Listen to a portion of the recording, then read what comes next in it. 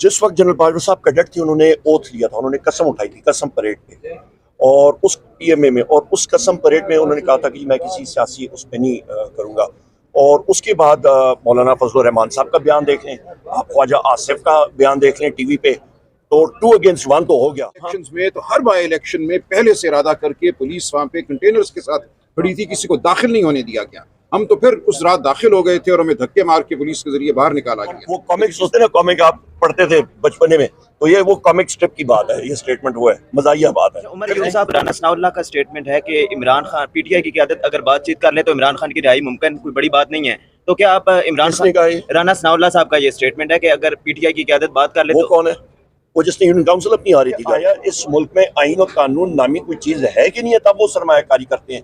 जब वो कॉन्ट्रैक्ट्स में फोर्स मेजोर की क्लॉज जब डालते हैं कि कौन सी अदालत में जाके कोई तनाजा होगा वो बात करेंगे, तो जब वो पाकिस्तानी अदालतों का वो लिखते हैं, लोग कहते हैं जी मेहरबानी बहुत शुक्रिया, हम ये केस जो चल रहा है इतना भोंडा केस है वज़ीर आज़म इमरान खान साहब के खिलाफ और बुशरा बीबी के खिलाफ, इसकी तुक नहीं बनती। ये रूल ऑफ लॉ इससे चलेगा।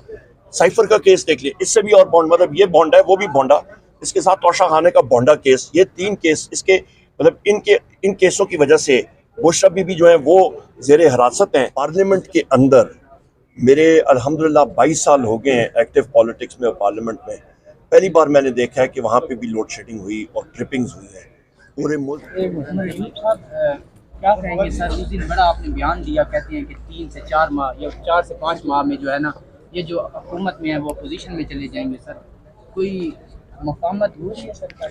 बिस्मिल्लाहिर्रहमानिर्रहीम। देखिए, सबसे पहले तो आप ये देखें कि इकोनॉमिक अफेयर्स मिनिस्ट्री की जो स्टेटमेंट आई है कि पाकिस्तान को जो कर्जे चाहिए उसका अभी तक 50% टारगेट भी हासिल नहीं हुआ। सबसे पहली बात। दूसरी अहम बात यह कि आप ये देखें कि ministry of finance under stress है रेवेन्यू कलेक्शन पे। तीसरी बात, आपने एनर्जी के हवाले से आप देखें तो आपका हर महीने $750 मिलियन जो है आपकी LNG इंपोर्ट होती है। तो जिस वक्त आपको ज़राए मुबादले का फुकदान हो गया या शॉर्टेज होगी, वो एनर्जी कहाँ से आएगी? ऊपर से गर्मियाँ आ रही हैं, गर्मियों में आपको तकरीबन 25 से 26 हज़ार मेगावाट सस्टेन्ड एनर्जी चाहिए, और इस वक्त जो हालात भी जा रहे हैं एनर्जी की रिक्वायरमेंट और ज़्यादा होगी। अभी से आपकी लोड शेडिंग शुरू है। कल पहली बार जिस वक्त मैं बात कर रहा था पॉइंट ऑफ ऑर्डर पे, पार्लियामेंट के अंदर मेरे अल्हम्दुलिल्लाह 22 साल हो गए हैं एक्टिव पॉलिटिक्स में और पार्लियामेंट में, पहली बार मैंने देखा है कि वहाँ पे भी लोड शेडिंग हुई और ट्रिपिंग्स हुई है पूरे मुल्क में। इस वक्त देखें ट्रिपिंग्स का हाल, पूरे मुल्क में वोल्टेजेस का हाल देख लें, लोड शेडिंग का हाल देख लें, और अभी तक तो पूरी तरह गर्मियाँ शुरू नहीं हुई हैं। सो लिहाजा एक बहुत बड़ा फुकदान आ रहा है आपकी एनर्जी की फील्ड में। आप वीट सपोर्ट प्राइस देख लें, आप गंदम के हालात देख लें। इस वक्त गंदम जो है इनको इंपोर्ट करनी पड़ेगी फिर से, अभी से ही उस पर तैयारियाँ शुरू हो गई हैं। वीट सपोर्ट प्राइस इन्होंने कम कर दी है। यहाँ पे काश्तकार जो है वो दर बदर फिर रहे, उसकी गंदम जो है वहाँ पे पड़ी होगी, लेने के लिए कोई तैयार नहीं है। और उसके साथ साथ इन्होंने कह दिया कि जी इस हुकूमत ने, मकाना हुकूमत ने, कि जी 16 रुपए की रोटी हम लोग बेचेंगे। कहाँ पे मिल रही है 16 रुपए की रोटी? कहीं पे नहीं दस्तयाब। आप आटा, चीनी, टमाटर, आलू, गोश्त, किसी चीज़ का भाव देते हैं, आपकी अफराद-ए-ज़र इस वक्त तकरीबन, जिसको फूड इन्फ्लेशन कहते हैं, वो तकरीबन 40-45% से ज़्यादा है। और आप सूद की शरह देखें, तकरीबन 24% के करीब है। और एक आम आपका सनतकार या आपका कारोबारी आदमी जाता है तो उसको तकरीबन 28-29% पे पड़ता है। कौन सा कारोबार 28-29% सूद दे के चल सकता है? इसके साथ आप ये देखें कि बैंक जो है वो सारे का सारा अपने जो डिपॉजिट्स हैं वो आगे कर्जा या देते हैं मार्केट में, या फिर इस वक्त तो मैंने कल तौर ऑफ द हाउस पे भी कहा है, जिस तरह एक वैक्यूम क्लीनर होता है या सक्शन पंप होता है, वो हुकूमत सारे का सारा पैसा कर्जा उठाने के लिए ले रही है, अपने अखराजात चलाने के लिए वो कर्जा उठा रही है बैंकों से। 86% उधर जा रहा है।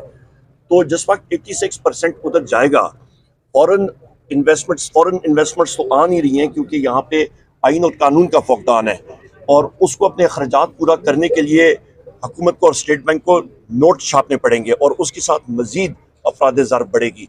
तो इन हालात में कौन सी इन्वेस्टमेंट आएगी? आप ये देख लें, अभी ये केस जो चल रहा है इतना भोंडा केस है वज़ीर आज़म इमरान खान साहब के खिलाफ और बुशरा बीबी के खिलाफ, इसकी तुक नहीं बनती। ये रूल ऑफ लॉ इससे चलेगा। साइफर का केस देख लिया, इससे भी और बॉन्ड, मतलब ये बॉन्ड है वो भी बॉन्डा, इसके साथ तोशा खाने का बॉन्डा केस, ये 3 केस इसके, मतलब इन केसों की वजह से बुशरा बीबी जो है वो जेर हिरासत हैं, वज़ीर आज़म इमरान खान साहब जेर हिरासत हैं। ये रूल ऑफ लॉ तो नहीं है, ये तो कोई और ही चीज़ चल रही है मुल्क में। तो जो फॉरेन इन्वेस्टर होता है वो कोई अंधा या वो तो नहीं है, उनने दुनिया देखी होती है, वो देखते हैं कि जिस मुल्क में ये सलमान अकरम राजा साहब हैं, बैरिस्टर हैं, कानूनदान है महानाज, इनसे पूछें इनके क्लाइंट्स जो बाहर से आते हैं वो सबसे पहले चीज़ क्या देखते हैं मुल्क में, कि आया इस मुल्क में आईन और कानून नामी कोई चीज़ है कि नहीं है, तब वो सरमायाकारी करते हैं। जब वो कॉन्ट्रैक्ट्स में फोर्स मेजोर की क्लॉज जब डालते हैं कि कौन सी अदालत में जाके कोई तनाज़ा होगा वो बात करेंगे, तो जब वो पाकिस्तानी अदालतों का वो लिखते हैं, लोग कहते हैं जी मेहरबानी बहुत शुक्रिया, हम गए पूछ लीजिएगा बैरिस्टर साहब से, वो कहते हैं इंटरनेशनल आर्बिट्रेशन हम लोग लंदन में करेंगे। क्यों? क्योंकि लंदन की अदालतों पे उनको मतलब एतबार है, पर पाकिस्तान की अदालतों पे नहीं है। जब रूल ऑफ लॉ नहीं होगा तो फिर मैं आपसे पूछता हूँ वहाँ पे कौन सा सरमायाकारी आएगी? अहमकों की दुनिया में ये रहते हैं। सो लिहाजा आपका इतनी बड़ी तमीज़ मैंने बांधी है कि इन हालात में कैसे चल सकती है हुकूमत। इस हुकूमत को चलाने के लिए एक शख्स की ज़रूरत है और वो है कैदी नंबर 804 जो कि अडियाला जेल में। उमर अयूब साहब, आपका पहले पाकिस्तान तहरीक इंसाफ का और इमरान खान का बयानिया था कि इमरान खान की हुकूमत को रजीम चेंज ऑपरेशन में जब उतारा गया, जनरल बाजवा का उसमें किरदार था, लेकिन जनरल बाजवा ने हाल ही में कुरान पर हाथ रख के कहा है कि उनका कोई इसमें किरदार नहीं है। तो इससे तो वाजे हो गया कि जनरल बाजवा साहब इससे उनका कोई किरदार नहीं है, बरी ज़िम्मा हो गए। जिस वक्त जनरल बाजवा साहब कैडेट थे उन्होंने ओथ लिया था, उन्होंने कसम उठाई थी कसम परेड पे, और उस PMA में और उस कसम परेड में उन्होंने कहा था कि मैं किसी सियासी उस पर नहीं करूँगा। और उसके बाद मौलाना फजलुर रहमान साहब का बयान देख लें, आप ख्वाजा आसिफ का बयान देख लें TV पे, तो 2 अगेंस्ट 1 तो हो गया। तो या वो 2 साहिबान जो है वो गलत बात बयान कर रहे हैं या फिर जनरल बाजवा साहब उनसे। लेकिन नवाज शरीफ साहब जो है वो इस टाइम जो है दौरे पे गए हुए हैं चीन के, सर उनके पास कोई ओहदा नहीं है, किस हैसियत से सर वो गए हुए हैं वहाँ? वो उनसे पूछे, मुझे नहीं मालूम। अच्छा उमर अयूब साहब, राना सनाउल्लाह का स्टेटमेंट है कि इमरान खान PTI की क़यादत अगर बातचीत कर ले तो इमरान खान की रिहाई मुमकिन, कोई बड़ी बात नहीं है।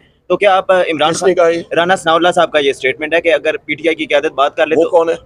वो जिसने यूनियन काउंसिल अपनी हारी थी गाड़ी की, उसकी बात कर रहे हैं? जी वो कह रहे हैं। ठीक है, फिर या यूनियन काउंसिल हार गई तो फिर वो पार्लियामेंट में नहीं है, तो पार्टी में उसकी क्या? सर उनको तो अब मुबैना तौर पर कहा जा रहा है कि बड़े ओहदे की ऑफर भी की गई है कि आप चुप कर जाएं और आपको हम ओहदा देते हैं, उनको तो ऑफर की गई है। किसको? राना सनाउल्लाह। वो जाने और ऑफर करने वाले जाने, हमें क्या। लेकिन सर अब जो बयान है उनका, क्या PTI की क़यादत अब बातचीत करने को तैयार है कि इमरान खान की रिहाई के लिए? राना सनाउल्लाह ने हमारी बातचीत अवाम से हुई है, ये सारे के सारे जो है ना, ये फॉर्म 47 की बैसाखियों पे, ये मतलब जर्द आलूद बैसाखियों पे जो खड़े हैं, ये कहते थे जी हमारी बात हो गई है। ओ भाई किससे हुई है? हमारी बात पाकिस्तान तहरीक इंसाफ, ये बैरिस्टर साहब खड़े 1 लाख वोटों से जीते हैं, 1 लाख की लीड है इनकी। फॉर्म 47 पे ये केस इनका उल्टा हो गया, मतलब इनकी बेगम साहिबा वहां पे थी, गई हुई थी, रिटर्निंग ऑफिसर जो है उसने आंखें मथे पे कर दी है। सेक्शन 92 आप इलेक्शन लॉ 1900 इलेक्शन एक्ट 2017 को उठा के देखें, मैंने पार्लियामेंट में पढ़ के सुनाया है, वहां पे ये शैल, रिटर्निंग ऑफिसर शैल उसने करना है मौजूदगी में कैंडिडेट के, इलेक्शन एजेंट के या उसके नुमाइंदे में। इनसे पूछें बैरिस्टर साहब। और यही कुछ इन बाई इलेक्शंस में हुआ। इन बाई इलेक्शंस में तो हर बाई इलेक्शन में पहले से इरादा करके पुलिस वहां पे कंटेनर्स के साथ खड़ी थी, किसी को दाखिल नहीं होने दिया गया। हम तो फिर उस रात दाखिल हो गए थे और हमें धक्के मार के पुलिस के जरिए बाहर निकाला गया। लेकिन इस दफा इस बाई इलेक्शन के वक्त पहले से मनसूबाबंदी थी कि किसी कैंडिडेट को RO के दफ्तर में दाखिल नहीं होने देना। तो क्या इलेक्शन की हुर्मत रह गई? उसके बाद सरीहन कानून की खिलाफ वर्जी हुई तब भी और अब भी। लेकिन बैरिस्टर साहब, अफनानुल्लाह साहब का तो बयान है कि 8 फरवरी को जो इलेक्शन थे उनमें नून लीग को पहले हराने की कोशिश की जा रही थी, लेकिन बाद में आपको सच की पता हुई। मजाक करती है। वो कॉमिक्स होते हैं ना, कॉमिक आप पढ़ते थे बचपने में, तो ये वो कॉमिक स्ट्रिप की बात है, ये स्टेटमेंट वो है, मजाहिया बात है। 50-50 आप तो छोटे हैं, वो 50-50 बड़ा अच्छा ड्रामा होता था, वो एक स्किट होता था, ये 50-50 की लाइन है। Thank you. बहुत शुक्रिया।